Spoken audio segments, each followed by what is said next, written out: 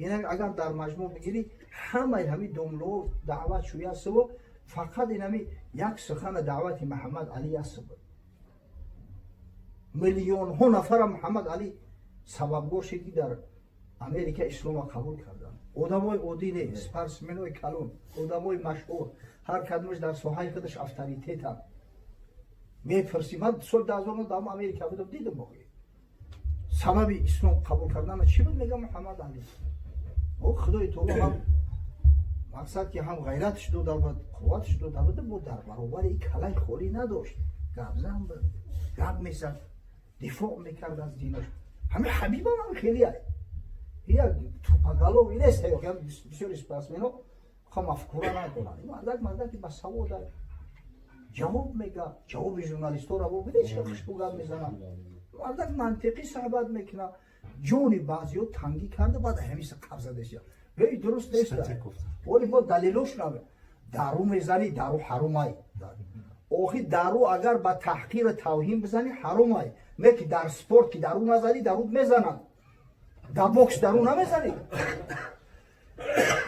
همین در زمان پیغمبر صلی الله علیه و سلم در مدینه منوره کودکان تعلیم دادن، مشق میکردن. این تعلیم حربی بود. در اول چو میدادن شو. چو خطی هم دیگر هم خیلی میزدن که اینم ابرون و سمازشیت و اتک و همیشه دور یاد چو میدادن. میزدن سرور هم میکفوندن. دستور هم میشکستن. آن در کلونتر میشیدن شمشیر شو میدادن، شمشیری بیدم. بیدم هم که بوش اوهانیه که از بیره چند کیلو هست. او بیتراوم میشه. بعدم که بعد وقتی که ورزیده میشیدن، استاد میشیدن، بعد شمشیر شو میدادن، با شمشیر قطیمش میکردن. این پرو همه هم تراوماتیست که اگر با شرطی که با شرط پیمور نباشه، با شرط پیمور نباشه، از طاعت این مدت بازت نداره، انشالله هیچ مشکل نداره. هیچ مشکل نیست. بگذار مشکل نداره. خود ما هم باید همون سیما با خیرت باشه و خیلی. بله. تو که دیگه هم باید ایزار و تشار بودن. بله. نه خیلی انا همین ناموس هم در کار یک جوان مردی و غیرت ناموس هم در کار. همین در جنگ احد حضرت صلی الله علیه و سلم شمشیرش کشید، گفت کی همین شمشیر خریداری میکنه از من. یک چند نفر اینجا شوخیستم. یک شخصی بود با نام سیماک ابن خرشه، کلیچکش تخلصش ابو دجانه و همین تخلص مشهور است. گفت که بخوش چیه حضرت؟ گفت بخوش هم میگه در سر روی دشمن تو کجلشیدنش هم میزنیش، تو شکستنش هم میزنیش. نه روشن گفت من دیگه همین گرفت شمشیر را. بعد یا لطهش سرخ گرفت در سرش یک پویسکه سرخ بست. همین خیلی حریف بوری بعد در همین بین میدان آنها تری اشتلوم کده رفت، کتگی کده. با حضرت هم تنگه کده گو همین حرکت های همین که حرکت های هستن که خداوند همین خیلی حرکت را دوست نمیداره ای بنده. اینقدر فخر کتگی مگر در همین موضع میگه در همین موضع خدا دوستش میداره. این مردک های سبحان الله. همین این چیزا باید ما مانع نشویم. همین هر چیزی که سبب اولیای کلمت الله خوبه ایشون اولش کن نداره. همین آیا نمودی سپورت رو فرقش چیزی هست.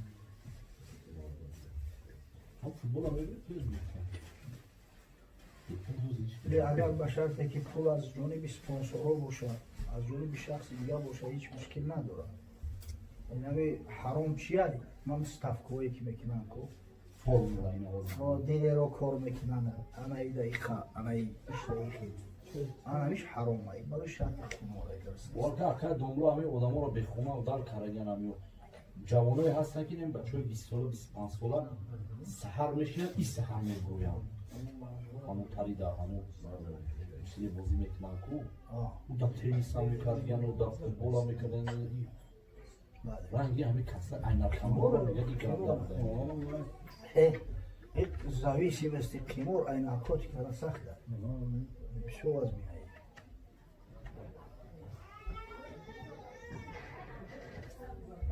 اکا دنبال برادر میگه که این نماز جنازه را میگه که شروعش به الحمد میگه. میگم نماز همه نماز به الحمد سر میگه. شما میگه وای نماز شروعش خوب است. اما روایت الحمد اومده. اما در مذهب ما علما میگن که فاتحه که میخونن رو همش دعا میخونن. همین فاتحه دعا هم هست که صد تا دعا بهترین دعا است. بله. همش دعاش میخونن.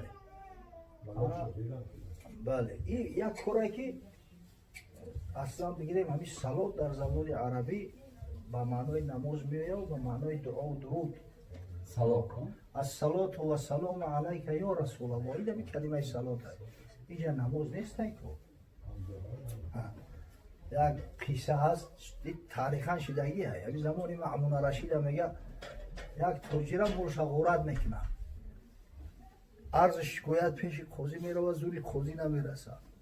پیش وزیر میره نمیشود. من میگم هم فقط هم خلیفه میتونه به دادت برسه. پیش هم کلون بره. میره راهش نمیتونه. همین قیگی سعی میکنه نمیشود. بعد همین بیلی بزرگ میوید و با چند کلمه میگه از جمله یکیش هم بیاید میگه که انا اصلی بغیر وضو، من به طهارت نماز میخونم. من زده و کفته میگیرن میورن که این خونه سوخته کفر شید. کسی که به طهارت نماز درست بدونه اونجا گپای زیاد های. میگه شهادت میتونم با چیزی که ندیدمش. چیزی را که ندیده شهادت میتونم چخیله. و نزدی مأمون رشید میورنش. میگه بدبخت اگر همین گپا در تعویل نداشته باشه قتلت میکنه. تو کفر شدی. گفت تعویل دارم. گپ زن. گفت که مول مغارت کردن یک کس در فکرم نیسته. گفت اگر به شرطی که تعویل تبگوی هم جانت خلاص میشه و هم مول تبر نگردون میتوبد. لیکن نگفتی میکشیم. با همین اصلی بغیر وضو میگه که من صلوات میفرستم بر محمد صلی الله علیه و سلم به طهارت. اوگه اصلی فقط نماز نیست، صلوات هم میفرستم. شهادت میتونم که مقصد روز قیامت آمدنی در صورتی که ندیدمش. بودم زیرک بود است مقصد به همین کور شبود کردم حیلم نیرم. یعنی که صلات فقط نماز نیست. صلات دعا و درود هم است. همین جنازه دعا و درود و آخران حقی معی در ذمه زنده ها است. همون دعا و درود همه کرده دیده که جنازه نماز مطلقا نیست. ای نمازهای دیگر فرق داره. اینا در نماز اگر به شرط شخصی داخل نماز باشه و بخنده هیچ شک شبهه نیست.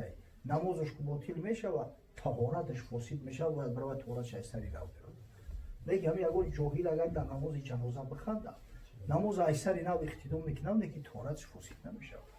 اون برای که این نه رکوع داره نه سجده داره این نماز مطلقه حساب نمیخوره. برای همون فاتحه را که میخونن همچه سوره نمیخونن.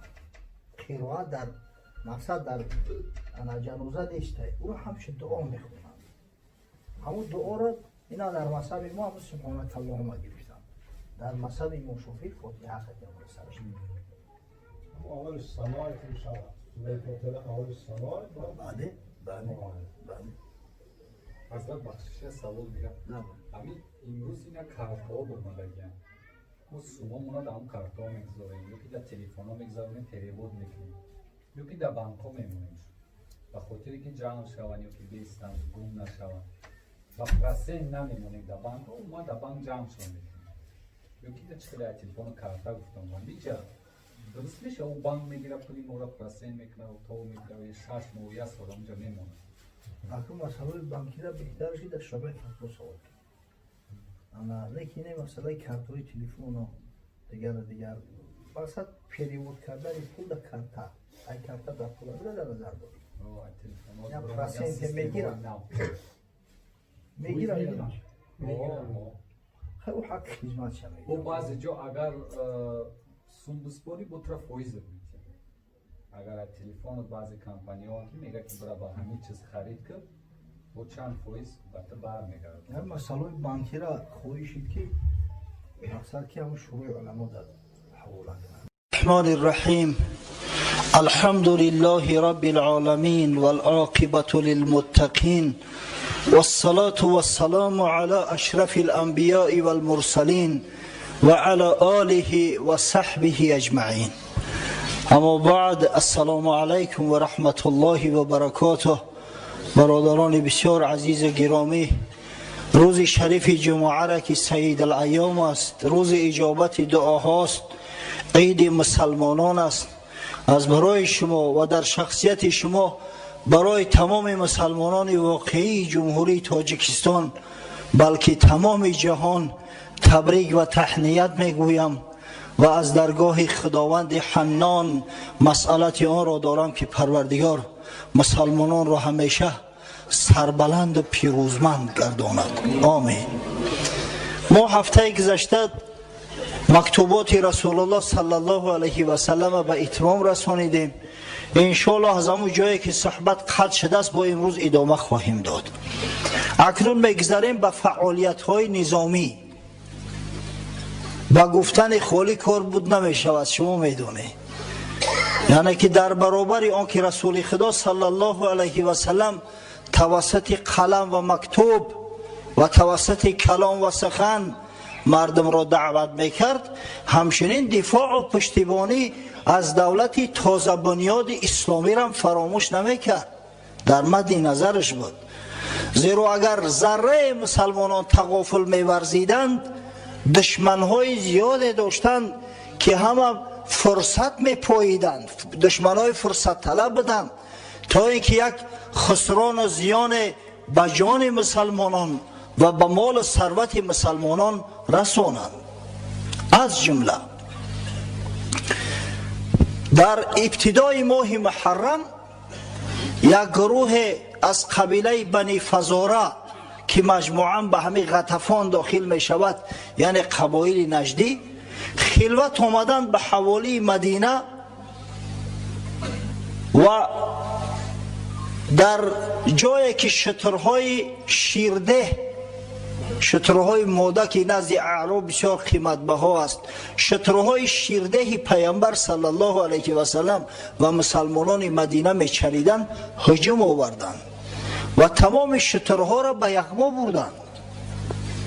سردارشان عبدالرحمن فزاری، بدبخت بدگهر مشرک کافر، شومان کشت. قضای الهی همون روز در بین شترها همراه شومان یکی از غلامهای رسول خدا صلی الله علیه و سلم با نام رباح و یکی از صحابگان بسیار شجاع و جوانمردی حبیب خدا محمد صلی الله علیه و سلم با نام سلمه ابن اکوع نیز بودند. اکنون انشاءالله از زبان قهرمان این حرب، قهرمان این غزوه، سلمه ابن اکوع، به سمع شما حادثه را می رسانیم که چی نوع به وقوع پیوست. سلمه ابن اکوع می گوید من بالایش اسب ابو طلحه سوار برای تماشای شترها و برای نگاه بینشان آمده بودم که یگان واقعه رخ ندهد. همان شب عبدالرحمن فزاری ناخواست میگوید هجوم آورد، چوپان کشت و شترها را پیش انداز کرد و گرفت رفت. من میگم بر رباح که پیاده بود، سلاح نداشت، اسب ابو طلحه را تسلیم کردم و گفتم این را به صاحبش برسون. ببینه مردم چه خیلی امانت دار بودن. به صاحبش برسون و با مسلمانان خبر ده که یک گروه از بنی فزاره شترها را دزدیدن و بردن، به یغما بردن. من از قفاشون پاییده می روم و هر جا نشانه میگذارم، بگذار به همون نشانه ها ما را دریابند.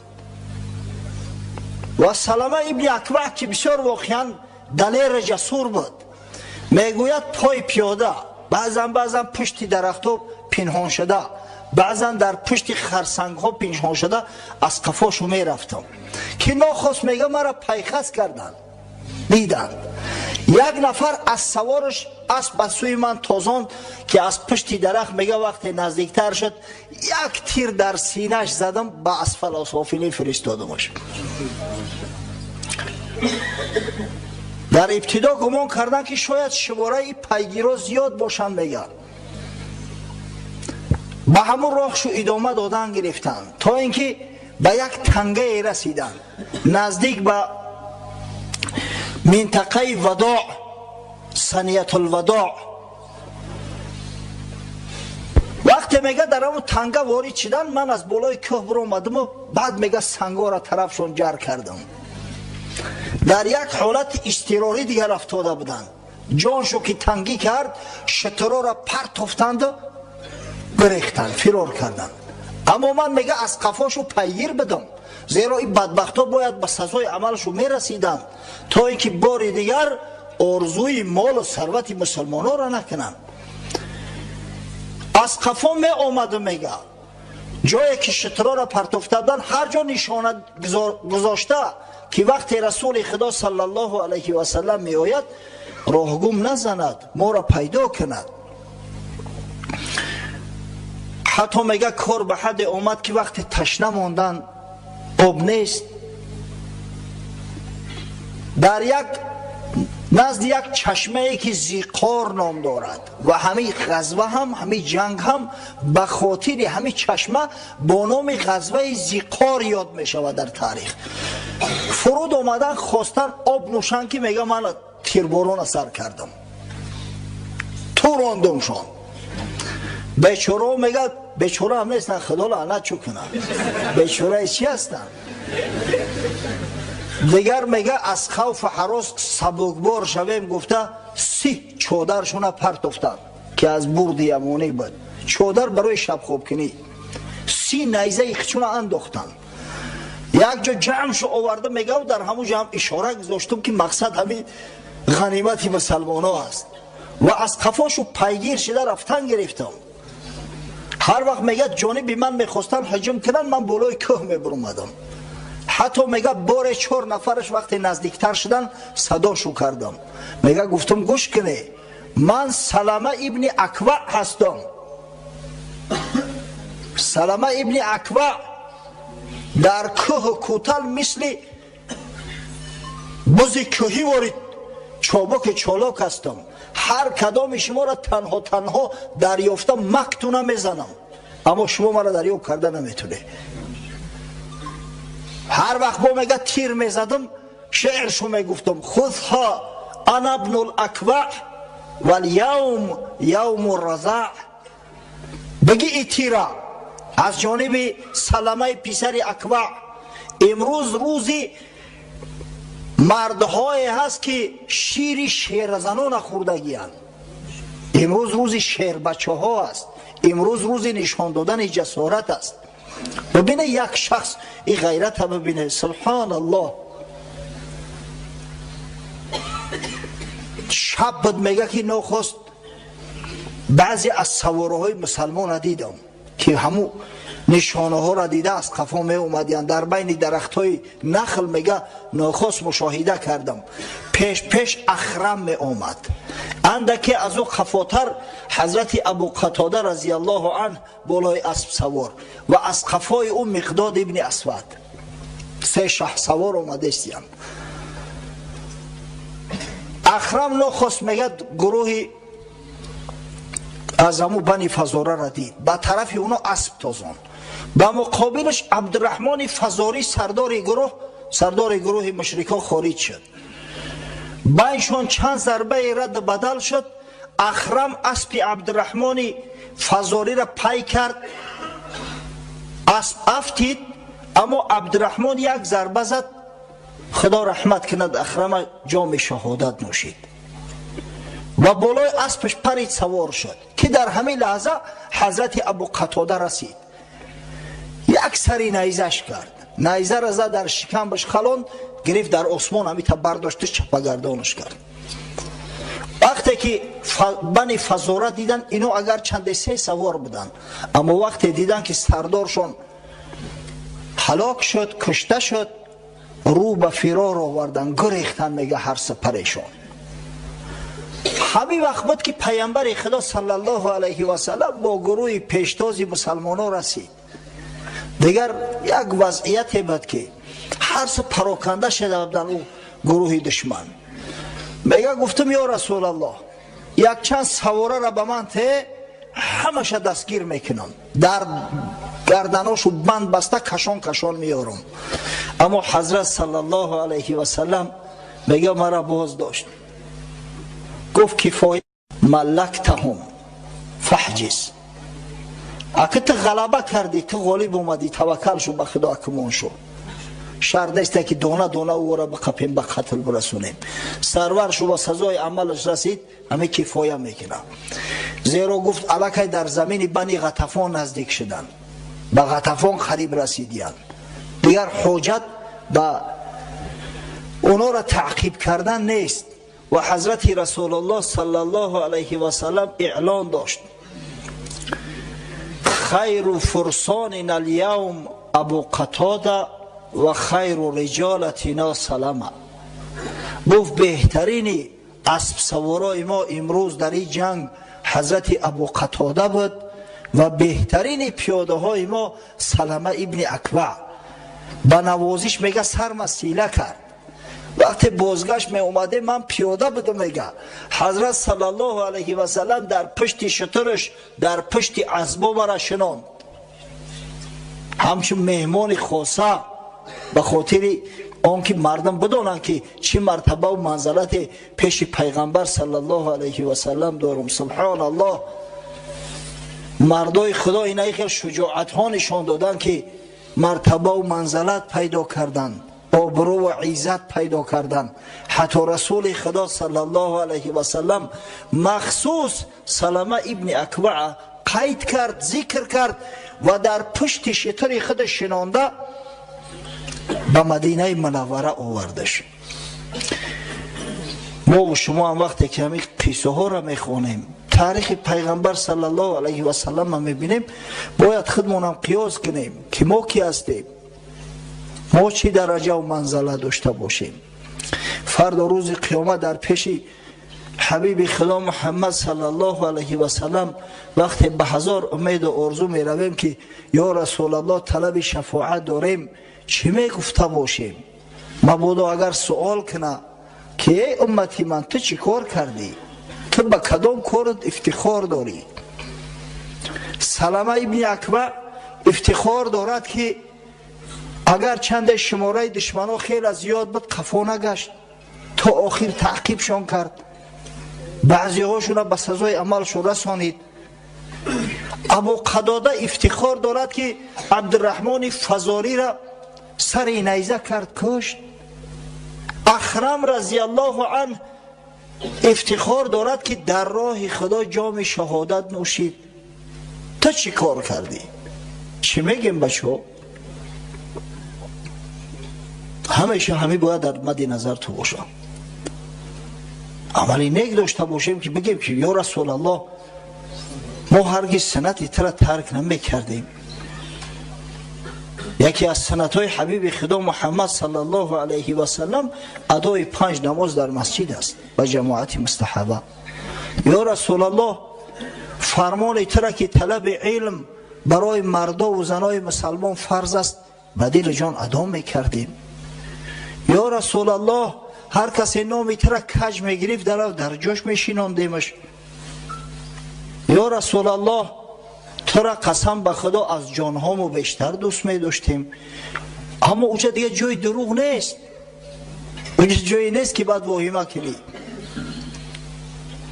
ماشین 7543 راه بند کرده است، خواهش میکنم ماشین 7543 از کسی باشه هم ماشین بگیره راه بسته نکنه.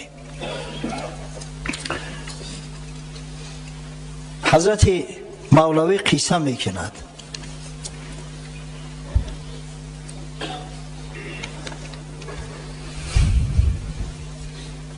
سائل آمد به سوی خانه، خشکنانه خواست یا ترنانه. سائل طلبنده را میگن، یک تلبنده میگه یک روز در خونه یک شخصی آمد درش گفت که یگان نانی ترای خشکی داری بیا صدقه کن. گفت صاحب خانه نان اینجا کجاست؟ خیره ای که این دکان نان واست؟ صاحب خانه گفت تو دیوانه هوشیاری، این بطر نانوا هست که ای خانه من اومده نان پرسیدستی، نانوای برا. گفت بار اندک پی هم بیا. بیچاره گفت خی نان نداری لااقل یک کم تا روغن هم بیار. گفت بار اندک پی هم بیا. گفت آخر نیست دکان قصاب. گفت خدا جان تماس کنه بطر قصاب خونه ای که من بطر روغن حیوان میاوم. گفت پاره آرده ای کت خدا. گفت پینداره که هست این آسیا. این جانور با قافیه زن بدست. خیلی میگه اگر اردم بیار، خیال میکنی میگه اینجا آسیا بست اردت بیارم. گفت بار آب ده از مکرعه. اقلا گفت یک کاسه آبم بیار خدا جان تماس کنه. گفت بار آب ده از مکرعه. گفت آخر نیست جویا مشجعه. خونه من نهر نیست. گفت خونه من چشمه آب نیست، یک جا بود بتون. هرچی او درخواست از نان تا سبوس، چربک میگفت و میکردش فسوس. بیچاره چیز طلبید یگون جوابکش داد.